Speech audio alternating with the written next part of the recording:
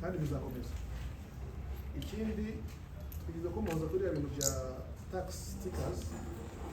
Ziriya tax stickers nagira ngo mbabwire ko kugira ngo inganda zizihabwe tuba twakoranye na Rwanda Revenue. Bivuze ngo tax stickers inganda zihabwa nuko tuba twakoranye na Rwanda Revenue, natwe twemeje ko ibinyobwa bimeze neza. Kuvuga rero ngo kujya kwigana ibinyobwa kongeraho stickers za Rwanda Revenue nabyo wakoze amakosa kandi wanakoze n'amakosa ku nzoga. Rero dukorana na Rwanda na RIB bafashe impagararizi zitandukanye, hanyuma tuzitwara muri laboratoire. Ikigo cy'ubuziranenge kimwe muri serivisi gitanga nuko tugira laboratoire idufasha gupima ibyo tureberera kugira ngo twemeze ko byuje cyangwa se bituje ubuziranenge. Icyo nshaka kuvuga nuko amakuru ngiye kuvuga ntabwo ari amakuru yagendeye ku jisho, ntabwo ari ibintu bitatwaye muri laboratoire mu bisuzumwe by'ukuri. Bafashe impagararizi turapima. Rero mu mpagararizi twafashe twasanze hari ibinyabutabire by'ubwoko bune. Harimo ubwoko bubiri bwa acid, imwe yitwa acetic, indi yitwa volatile. Hakabona ubwoko bubiri bwa alcohol, imwe n'iriya twabaze tubereka yitwa ethanol, indi ni yitwa methanol. Ethanol na methanol ndaza kubisobanura. Muri ziriya acide ebyiri navuze zibuje ibimenyetso, zibuje n'ingaruka zigira ku muntu wanyweye ikinyobwa kirimo ibyo binyabutabire. Icya mbere ni ukugira ibibazo mu rwungano ngogozi. Mu rwungano ngogozi ni uko acide murabizi niyo imenetse ku mwenda uducika. Nicyo kimwe rero niyo wayifashe icyo kinyobwa kirimo iyo acide bigira ingaruka mu nda, mu gifu, mu myanya y'ubuhumekero, mu muhogo, aho biciye hose bikagenda bitwika. So ni ukuvuga ngo ni ikinyabutabire kitari cyiza mu biribwa cyangwa se ibinyobwa bifatwa n'abantu. Ikindi kintu ni ingaruka ishobora guterwa no gufata icyo kinyobwa ni uko gituma amenyo, iyo ukomeje kubifata igihe kirekire iryinyo rigenda rigabanuka kugeza rishize. Ni ukuvuga ngo rigenda rivunguka gake kugeza rishize. Ikindi numvise ko mu bikorwa muri ziriya nzoga harimo n'isukari. So iyo wiho ni alcohol bituma umuntu uyinywa ibipimo bye by'isukari bizamuka. Iyo ibipimo by'isukari bizamutse mu mubiri w'umuntu, murabizi indwara ishobora gutera za diabetes, mujya mwumva. Diabetes ishobora kugira complications igatera indwara z'umutima. Indwara z'umutima zahora n'iyo diabetes bitewe n'igihe zimaze n'imiti umuntu afata avura izo ndwara, bikaba byanaviramo n'indwara ya kanseri. Ikindi kintu gihuriweho na za acide z'ubwoko bubiri navuze ni ireme ry'amagufa. Sinzi niba muzi mwari mwabona igufa ry'umuntu mukuru n'igufa ry'umwana. Igufa ry'umwana kugira ngo urivune, ndavuga ingimbi, umwana w'umusore n'umusaza, biba rikomeye. Mu gihe ry'umusaza uko umuntu agenda akora cyangwa agenda asaza, igufa rigenda byoroha. Biba byatewe n'ikintu bita densité y'igufa. Biba rifite ireme rimeze nk'irikomeye cyane kurusha iry'umuntu ukuze.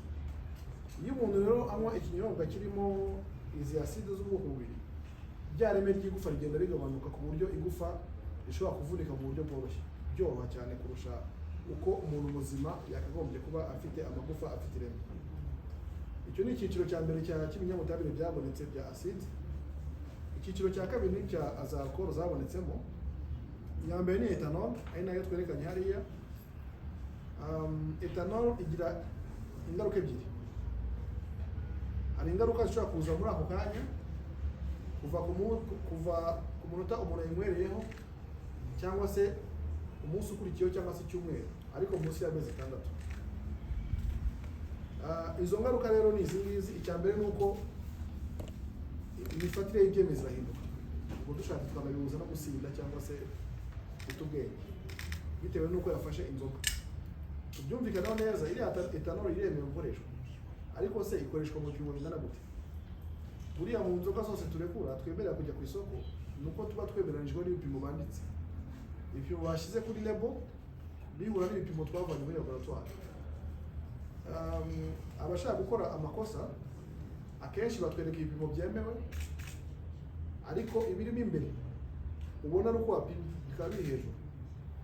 Icyo ngicyo icyo twabonye bakunda kubikorera nuko baba bashaka ngo umuntu akoresha amafaranga make ariko agere ku kigenderewe mu gihe gito. Sinzi namubyumva. Iyo umuntu yanywa inzoga ni kugira ngo sinde vuba. Noneho urumva ni ukuvuga ngo wa muntu iyo yatubeshye ngo harimo etanol ya 5% kuri label, kuri etikete, ariko mu nzoga bimbere agashyiramo 18, ni ukuvuga ngo wa wundi wari gufata amacupa 3 kugira ngo asinde arakoresha icupa rimwe kuko etanol yazamutse. Nicyo babagamije akenshi. So ni ukuvuga ngo bituma imitekerereze no gufata ibyemezo bidakunda. Ni ukuvuga ngo niba ntwaye imodoka nkajya gufata icyemezo cyo gufata fera ku kanya nasinze ntabwo byakunda. Ni ukuvuga ngo icyo gihe biba byafectinze ubuzima muri ubwo buryo. Ikindi cya kabiri, alcohol iba nyinshi ihinduka nk'uburozi. Ni nayo mpamvu mu Rwanda dufite itegeko ritemerera ko turenza alcohol irengeje 5. Icyo nacyo ni ikindi. Izo ni mu ngaruka z'igihe gitoya. Mu gihe kirekire rero ari nabyo tudashobora kumenya vuba na vuba, bisaba igihe kugira ngo tubibone, nuko etanol ishobora gutuma umwijima ugira ikibazo. Aha ndagira ngo mbabwire ko muri uyu muntu ntabwo afite ingingo zacu zose ntabwo ariko zifite akamaro kangana. Umwijima uri mu rugingo, zimwe mu ngingo dufite zikomeye ni umwijima, ni umutima, ni impyiko. Ngira ngo twese turabizi. Impamvu umwijima bawushyira mu ngingo zikomeye ni uko ibyo turya, imiti dufata, buriya ni umwijima ubanza kubigogora kugira ngo bibone gukora akazi kabyo mu mubiri. Ni ukuvuga iki? Ni ukuvuga ngo iyo umwijima wagize ikibazo, umuti wose ufata uhita uba nk'uburozi, uhita uba toxic, uhita ujya kuri level yo hejuru utakagombye guhabwa kuko umwijima ufite ikibazo. Iyo umuntu afite umwijima, aho kugira ngo bamuhe miligrama 500 za paracetamol, bamuha nk'ijana kubera ko umwijima ufite ikibazo. So ni kugira ngo numvikanishe neza akamaro ko kurinda umwijima ibintu bishobora kuwangiza. Rero etanol iri hejuru y'ikenewe yangiza umwijima.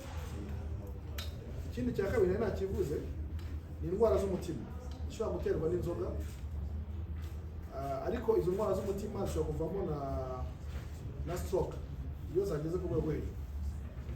Ikindi ni uko indwara zitandura buriya zigenda zihanahana. Ushobora gutangira urwaye diabete ko navuze ko isukari izamuka ikangiza umwijima bigafata umutima, ariko uko bimara igihe na kanseri ziramo. Ikindi cya gatatu giterwa n'indwara no gufata etanol ni uko ubuzima bwo mu mutwe nabwo buhangirikira. Umuntu akagira indwara y'agahinda, akigunga bitewe na za nzoga yafashe. Yazifata ukabona nibwo yatangiye kuba muzima, ariko atazifata ukabona yagize ikibazo, akaba ari nabyo bimupushinga gukomeza azifata. So iya kane, product ya kane ariyo etanol yindi babonyemo ni yitwa methanol.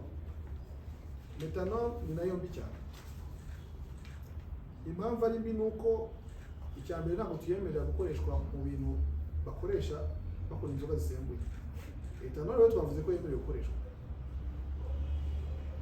ariko mu bipimo byemewe. Methanol yo hayimera ntabwo tunayemera, nubwo yaba ari nkeya ntabwo tuyemera. Impamvu tutayemera rero ni ingaruka itera ku buzima bw'umuntu. Icyambere nuko mu burozi aho inyuze hose, yaba imyanya y'ubuhumekero, yaba imikaya irangiza. Ikindi cya kabiri itera ubuhumyi. Umuntu wafashe methanol arahuma, keretse iyo agiye amahirwe yo kugira ubutabazi bw'ibanze akimara kuyifata bakayimukuramo. Nabyo ni ibintu bihenze. Ikindi nuko iyo unayifashe hari igipimo urenze byo ushobora uragapfa. Methanol irica. So muri makeya nibyo twabonyemo mu buryo butabire bishobora kwangiza ubuzima bw'umuntu, ariko dufite n'ubutumwa dushaka kubaha. Mwe muri abafatanyabikorwa bacu, tubizeramo imbaraga zigera ku bantu benshi kugira ngo dukumire bino bintu. Bano bantu impamvu bakora ni uko babona umuguzi, sibyo? Umuguzi ninde? Ni jyewe, ni wowe, ni abavandimwe bacu, ni ababyeyi bacu, ni abaturanyi, ni abaturarwanda. mutubashije kudufasha tugahagarika icyo kintu cyangwa umuntu ubifata bwa nyuma umubinywa twaba dukoze igikorwa gikomeye cyane. Ubundi butumwa nashaka ko mudufashamo, kandi ndashimira bamwe mu banyamakuru, hari abo tuzi batwegereye, hari bano bantu harimo n'abaza batarabona ibyangombwa, ari inganda zihari zitarabona ibyangombwa, bakabegera bakabasaba ko mubafasha kubyamamaza, sibyo? Mujye nyaboneka mubanza mutubaze muti uyu muntu ko yasabye yayegereye ngo tumwamamarize, ese ibyo akora byuje ubuziranenge? Ndagira ngo nshimire n'uwo munyamakuru watwegereye, ntabwo ndi muvuga amazina, ariko ndibuka ko umwaka ushize yatwegereye atubwira ko yabonye contract, ariko aratubwira ati mungire inama mbyemere. Ariko icyiza cye ni uko umuntu yashaka ko mwamamariza ni umuntu utari bwagere ku rwego rwo gukora ibintu byuje ubuziranenge. Rero mudufashe dufatikanye kugira ngo turinde abanyarwanda. Murakoze.